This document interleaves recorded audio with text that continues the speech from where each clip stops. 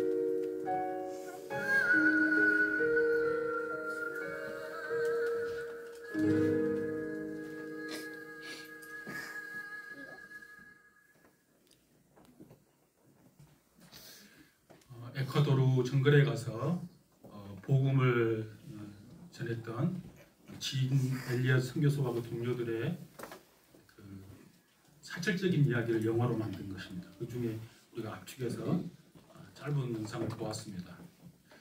그들은 총을 가지고 있었기 때문에 얼마든지 자신을 살해하려 했던 그들에게 위해를 가하고 그들을 죽일 수도 있었겠죠. 근데 그들은 그것을 선택하지 않습니다. 자신의 죽음을 택합니다. 하나님 아버지에 대한 믿음과 부활의 소망이 없다면 할 수 없는 행동이죠. 어떻게 내 생명을 이렇게 쉽게 내어놓을 수가 있겠습니까? 오늘 부활주일, 오늘 이 영상을 또 보면서 오늘 말씀을 통해서 우리가 부활의 생명을 가진 자로서 어떠한 믿음을 가지고 살아가는지를 오늘 좀 살피려고 합니다. 오늘 제목을 한번 따라할까요? 창조적 소수. 창조적 소수. 이 말은 제가 한 말이 아닙니다. 영국이 낳은 20세기 위대한 역사학자였던 아놀드 토인비가 역사 연구라는 그의 책에서 자주 사용했던 말입니다. 그의 역사 연구에 의하면 역사의 발전은 다수의 군중이 아니라 창조적 소수에 의해서 발전한다고 그 말했습니다. 인류 문화의 발전도 발전을 한 단계 끌어올리는 그 일들은 극소수의 창의력 있는 사람들 때문이라고 그는 말했습니다. 이 원리는 회사나 학교, 사회, 물론 교회에도 동일하게 적용이 됩니다. 그럼 우리 백조교회 성도들이 몇 명쯤 창조적 소수로 살아가고 있을까? 저는 늘 그게 궁금합니다. 우리 한국교회 상황이 좋지 않습니다. 젊은이들이 교회를 떠난다고 합니다. 예전에는 교회가 세상을 걱정했는데 세상이 교회를 걱정하는 시대가 되어버렸습니다. 저는 예수 믿는 성도로서 또 목사로서 그런 이야기를 들으면 너무 속이 상하고 자존심 상해요. 어떻게 세상을 섬긴 교회가 세상으로부터 오히려 섬김을 받고 걱정거리가 됐는지 너무 속상해요. 우리 백조교회의 모든 성도들이 이 창조적 소수 사람들이 되어서 교회가 있는 본연의 업무, 세상을 살리는 그 일에 저와 여러분이 쓰임받기를 원합니다. 우리는 이 땅에 살아가면서 인기 없는 소수의 길로 걸어가는 것을 두려워하지 말아야 합니다. 왜냐하면 소수가 인물이 되면 그 다수의 그 어떠한 사람들보다 큰 영향력을 행사할 수 있기 때문에 그렇습니다. 오늘 본문의 배경은 이스라엘 백성들이 이제 출애굽한 다음에 모세를 통해서 이제 가나안 땅을 향해서 가는 거죠. 몇 명이 나왔는가 하면 200만 명이 같이 이동했어요.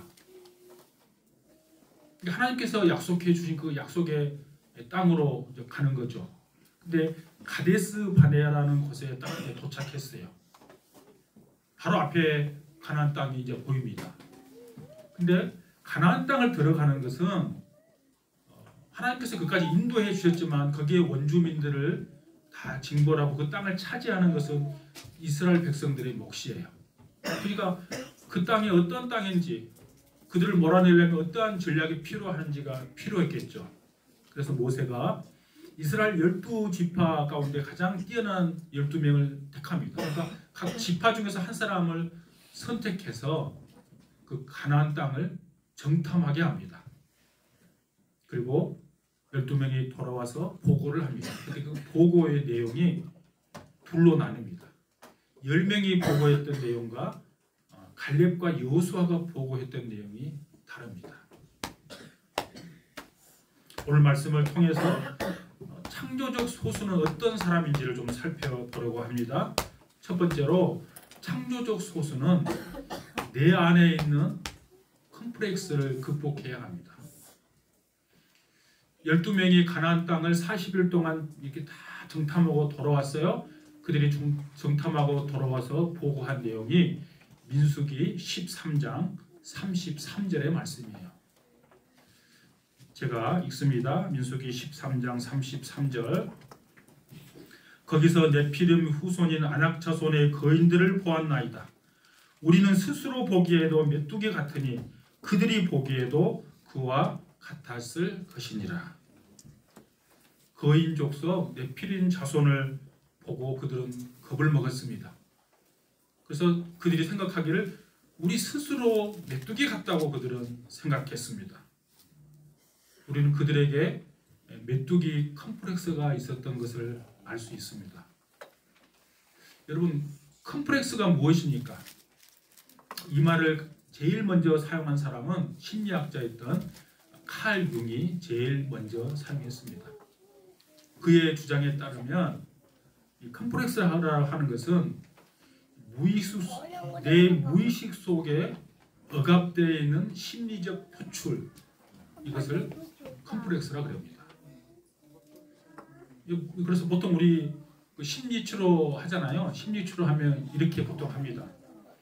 우리가 행동하는 것은 무의식의 세계와 의식의 세계가 있는데 대부분은 우리는 무의식의 세계를 가지고 우리가 행동이 결정이 돼요. 그래서 심리치료학자들은 내 무의식의 영역을 의식화시키는 거야. 여러분, 의식화되면 어떻게 돼요? 내가 의식화한단 말은 내가 인지하고 있다는 말이거든요. 인지하고 있으면 내가 그 행동을 조정할 수가 있는 거죠. 내가 말할 때도 이 말하면 상대편이 기분 나쁘겠다, 이 말하면 좀 안 되겠네, 그러니까 의식화되면 그걸 안 하게 돼요. 조정할 수 있다는 거예요. 근데 무의식의 세계는 내가 조정이 불가능해요.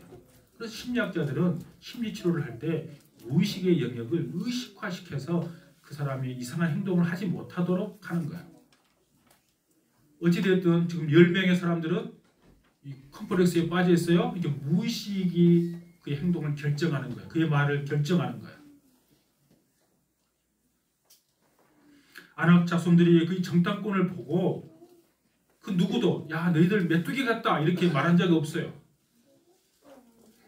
그들은 아무 말도 아무 표현도 하지 않았습니다. 그런데 스스로 자신들이 생각할 때 우리는 메뚜기 같다고 생각한 거예요. 그리고 그들이 우리를 봤을 때도 우리가 메뚜기 같았을 것이라고 그들은 생각한 거예요. 이러한 태도, 이러한 생각을 보통 심리학자들이 이 성경 기독교 심리학자들은 메뚜기 컴플렉스라고 보통 명명을 합니다.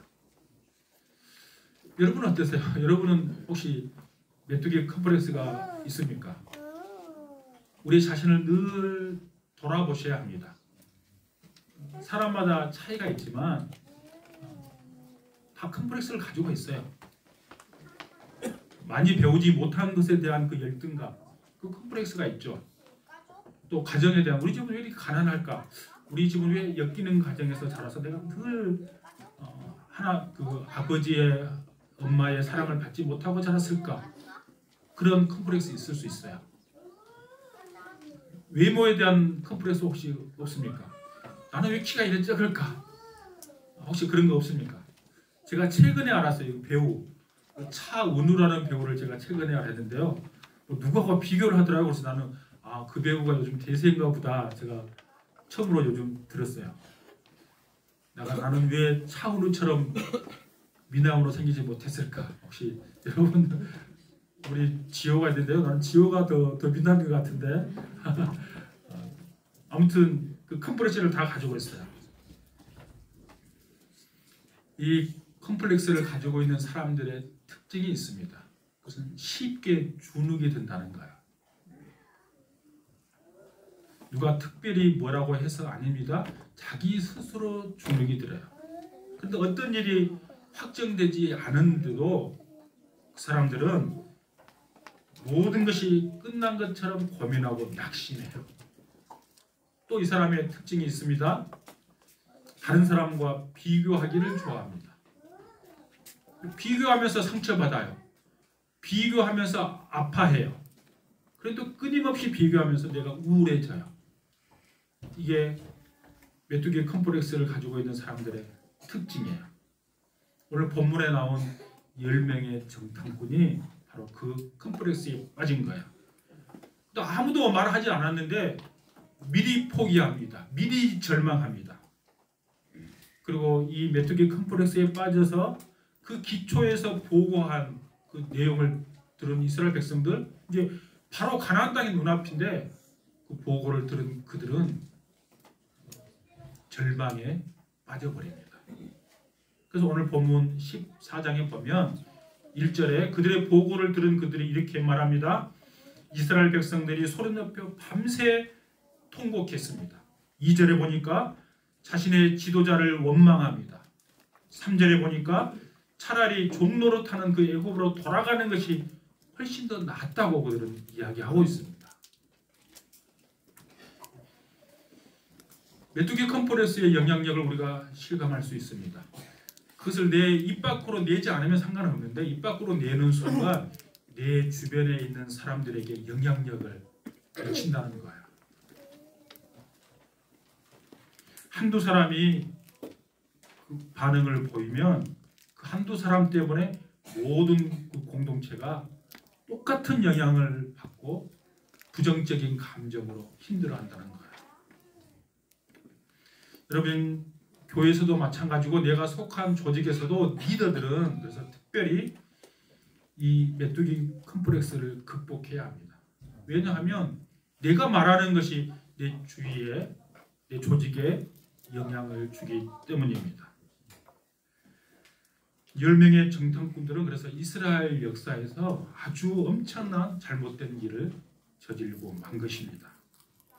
그러나 오늘 본문에서는 메뚜기 컴플렉스만 가진 사람들을 이야기하는 것이 아니라 정반대의 이야기를 했던 사람도 기록하고 있습니다.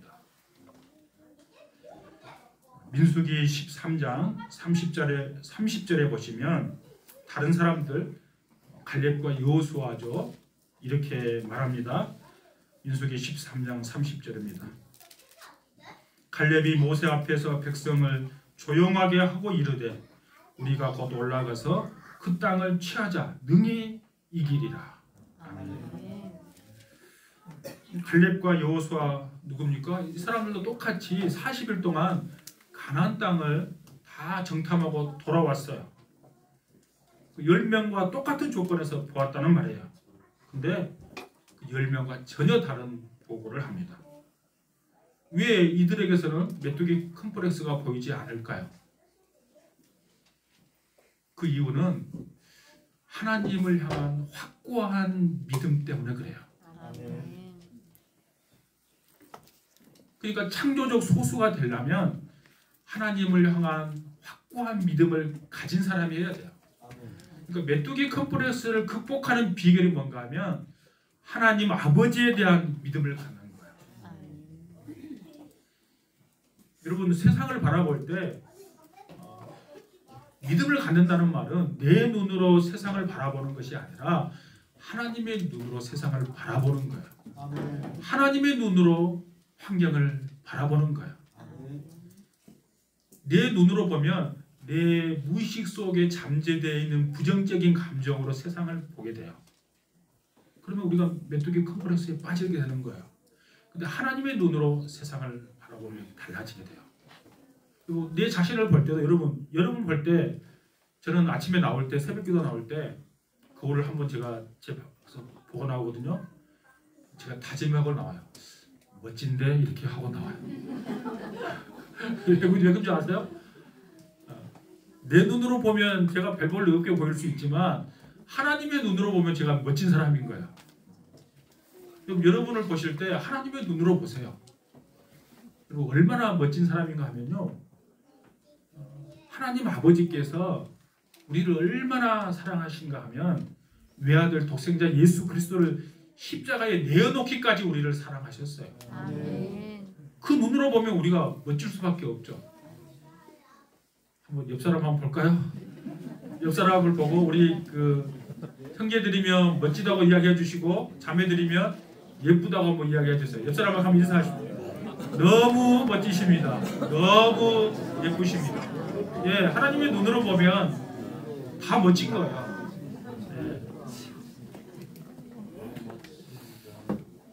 그러니까 10명의 사람들은 자신의 눈으로 그쪽을 보니까 아낙 족속이 너무 크게 보이고 성이 견고하게 보였지만 갈렙과 여호수아는 하나님의 눈으로 보니까 그건 손바닥만하게 보인 거예요.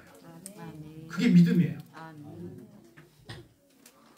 그래서 뭐라고 말합니까? 8절에 보니까 여호와께서 우리를 기뻐하시면 우리를 그 땅으로 인도해 들으실 것이라고 말합니다.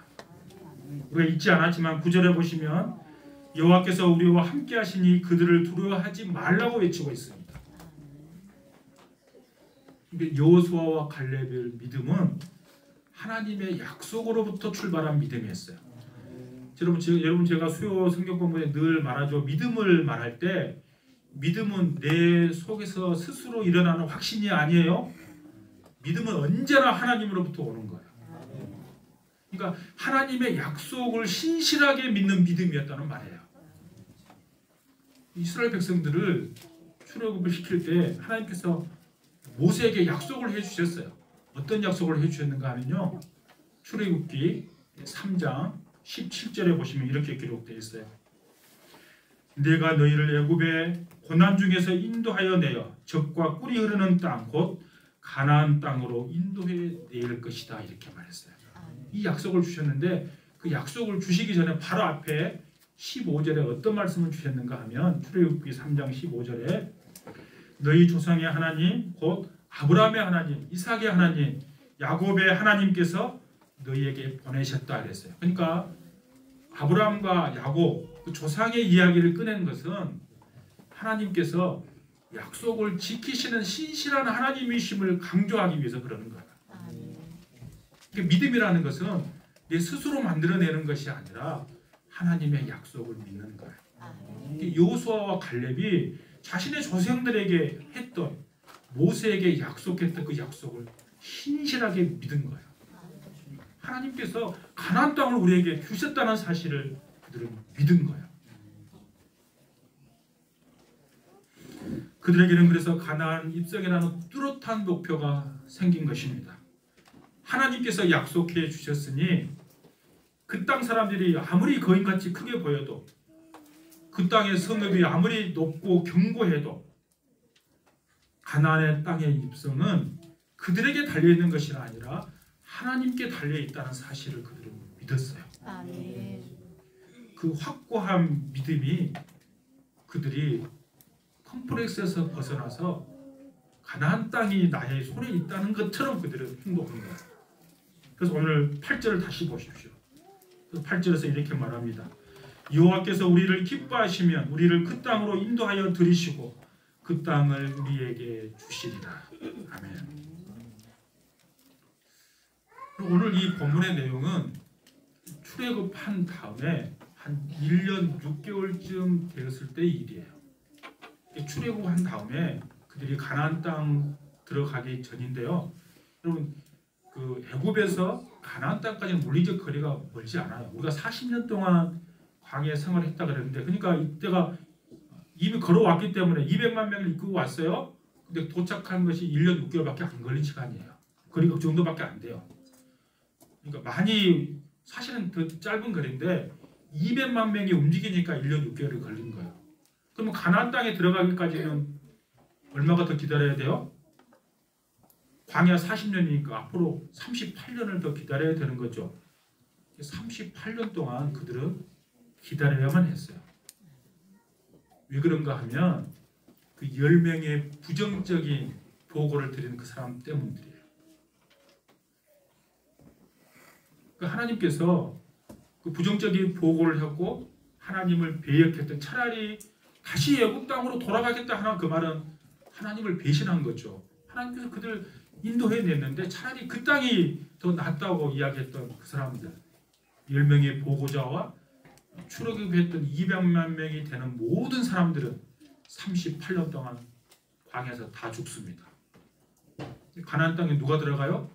갈렙과 여호수아. 출애굽 세대에서는 딱 두 사람과 광야에서 태어난 나머지 사람들만 가나안 땅으로 들어갑니다. 이게 놀라운 말씀이에요. 하나님을 원망하고 부정했던 하나님을 배역했던 10명과 거기에 동조했던 200만 명이 되는 사람들은 40년 동안 광야에서 다 죽게 되는 거예요. 하나님을 절대적으로 믿고 의지했던 믿음의 사람 여호수아와 갈렙을 통해서 그 이후에 태어났던 이스라엘 온 후손들은 가나안의 입성이라는 복을 받게 된 것입니다. 갈렙과 여호수아는 어떤 사람이요? 하나님에 대한 확고한 믿음을 가지고 나머지 태어난 모든 사람들을 가나안 땅으로 이끌고 가는 축복의 통로가 된 사람들이죠. 저와 여러분은 이렇게 갈렙과 여호수아처럼 창조적인 소수가 될 수 있기를 원합니다. 우리가 오늘 영상에 보았던 것처럼 짐 엘리엇과 그의 동료 선교사들, 그들도 하나님의 약속을 굳게 믿었습니다. 요한복음 11장 25절 26절에 보시면 나는 부활이요 생명이니 나를 믿는 자는 죽어도 살겠고 무릇 살아서 나를 믿는 자는 영원히 죽지 아니하리라. 여러분 그 말씀을 이 두 사람 짐 엘리엇은 믿은 거예요. 그 약속을 믿고 자신의 생명이 죽음을 당한다 할지라도 영원히 살 것을 믿었기 때문에 그 믿음의 길을 십자가의 주님이 가신 그 십자가의 길을 그들은 따라갈 수 있었다는 말입니다. 아멘. 여러분 창조주 소수의 모델이 되신 분이 있으세요. 그분은 바로 예수 그리스도십니다. 그분은 창조주 소수의 온 인류의 모델이 되신 분이세요. 여러분 창조주 소수는 어떤 사람이라 그랬어요? 믿음의 사람이라 그랬잖아요. 믿음의 사람의 삶의 태도가 있어요. 그것은 내 뜻을 이 땅에서 이루는 삶을 사는 것이 아니라 나를 이 땅에 보내주신 하나님의 뜻을 이루며 사는 사람이에요.